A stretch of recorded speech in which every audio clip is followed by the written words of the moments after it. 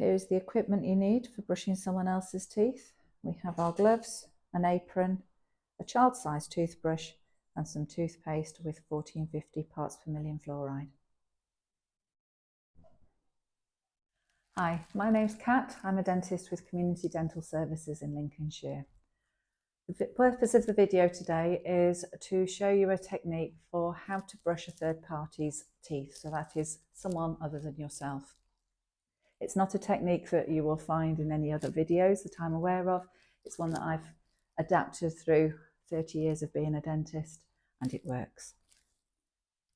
Got our equipment, got my PPE on, and I have my willing volunteer, Jodie. So we'll start with the toothbrush.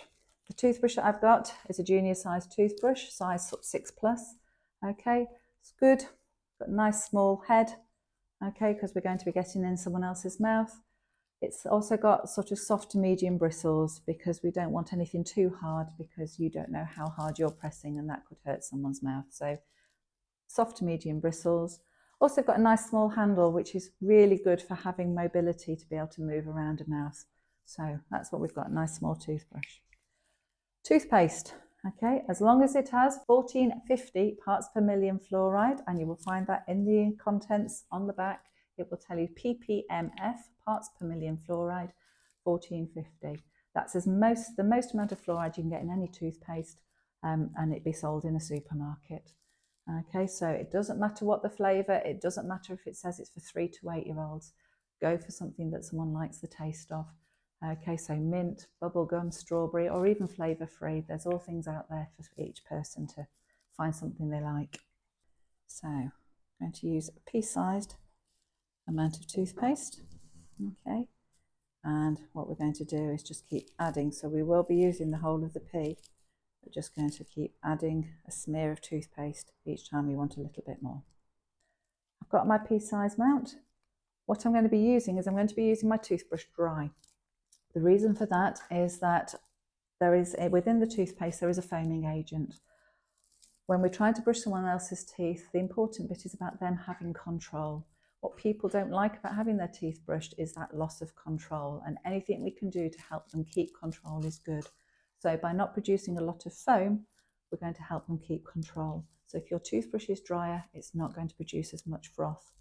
The other bit we're going to do is we're going to apply the toothpaste to the toothbrush, okay, in small amounts. So we've got less toothpaste to also make froth.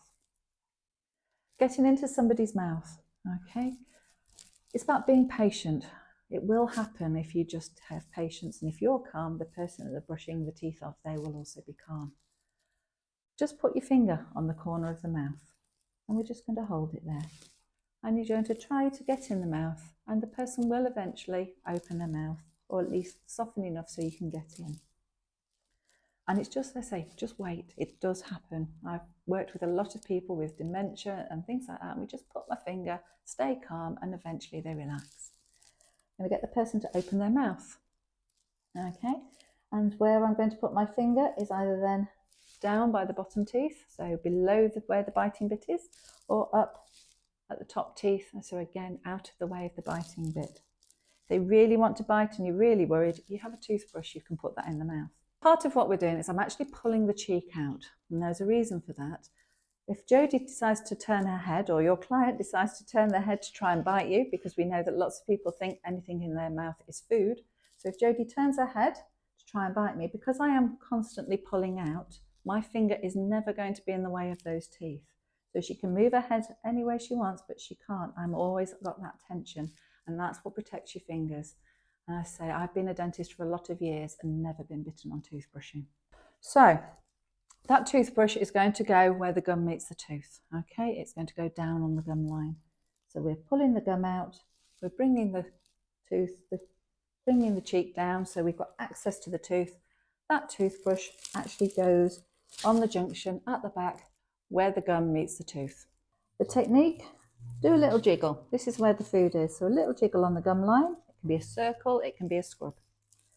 But once you've loosened the food, you can then flick, and that flick flicks the food that you've loosened off the teeth.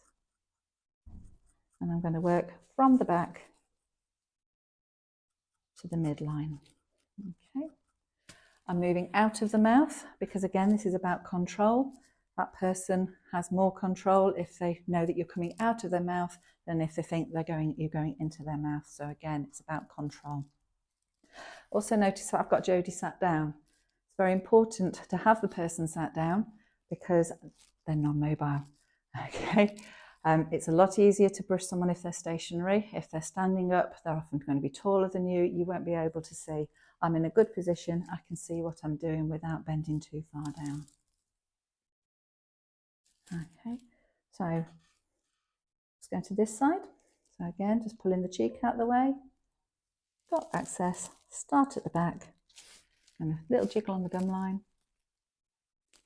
And flick the food off. Jiggle on the gum line. Flick the food off. And I've just topped up my toothpaste to put a little bit more to get to the midline. Okay, so we're on our way out.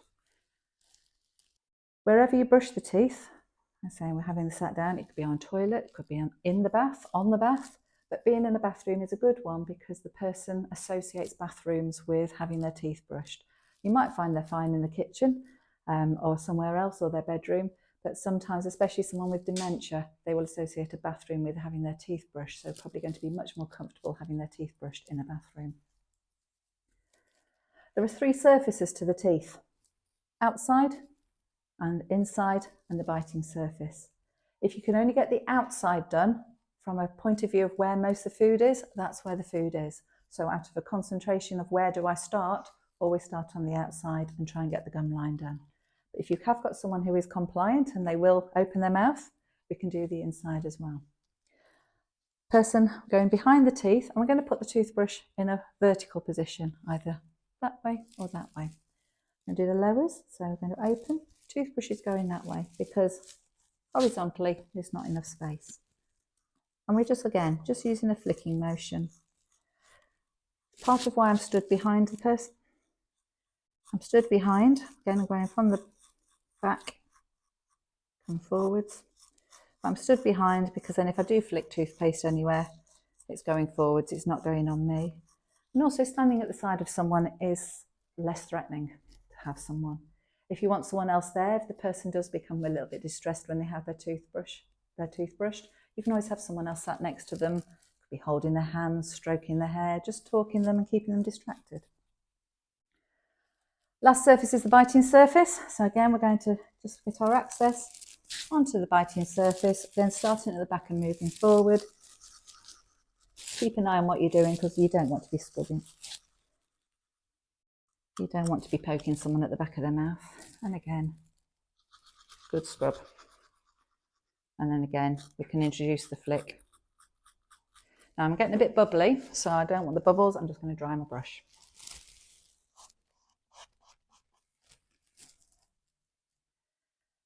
And that is the technique. And I've done half the mouth. So I'm just going to go again. We're going to do the uppers. Cheeks out. I'm going high this time. Take my finger, jiggle on the gum line and flicking down. Jiggle on the gum line to the midline. Okay. The other reason why I stop at the midline and don't go across is we have a little fleshy bit at the top here in the middle, top and bottom. If you do big scrubs across the middle, I have known people have that be caught. So again, that's why we're stopping at the middle so we don't catch that.